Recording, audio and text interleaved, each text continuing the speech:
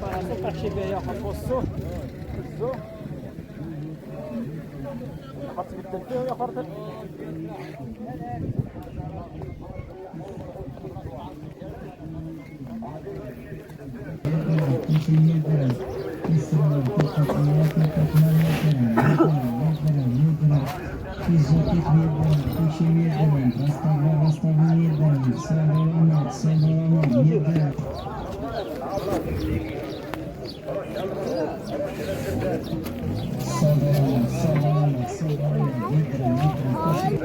الحوايج 3000 يمشي 3 دراهم المرة يمشي 3 دراهم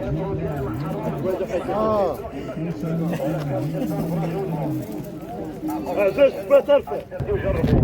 القضيه ديال البروده راه كانت شارب مع تدخل بها عمي دار بها مزيان وما تخرجش البرد 7 ايام من الليل غادا الماسي بها واللي عنده ركابي مراد وعنده التغلاد وعنده التبولي شاف العظام وعنده بوزلوم واللي قال لك يا ولدي ظهري غيدي عمري عرفوا هذا المساج ديال البروده هذيك راه ما تاكل وما تشرب غير البلاصه اللي كتدور ماسي بها مزيان وما تخرجش البرد اسبوع جا رجع الدار على الاخبار عطيش لي مساج ديال البروده والبروده والظهر والركاب والشاب انا كنقول لك والله اذا غنقول لك سلام خير وانت خليني متعاود قبل شي تفرج على والسلام والسلام راه كتقول اللهم دواك ربي لا دواك العبد وانا كنامن بربي ونتوكل معنا وما اليوم راه فايت باش نعطي الله من هذا المساج هذا وادعي به والاسبوع الجاي تفكر ورجع عنده عقل جا كلامي وتاخذوا بهذا المساج واديها للوالده الحنينه وليد بلادي تقدر دير لك الدنيا وما فيها هذا المساج هذا اديه للوالده الوالد يبقى لهم يضرب بحال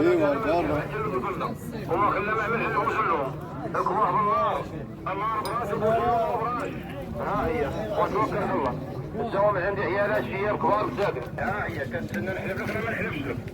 هذه راه فلوسي صارفه فلوسك عادات يا رجال داوهم شربونا وعرفونا كلام نصيح وجو الدوام عندنا بالربعه وبالخمسه ماشي احنا معاكم ديما ونطيبهم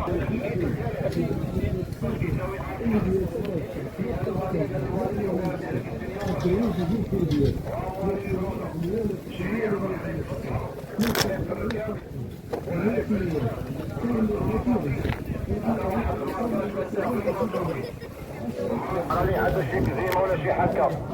راني عنده شي ماشيه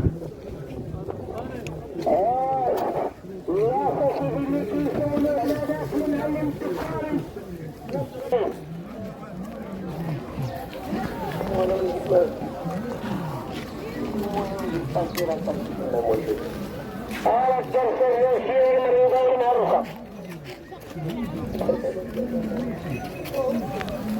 معروفه على الشمالية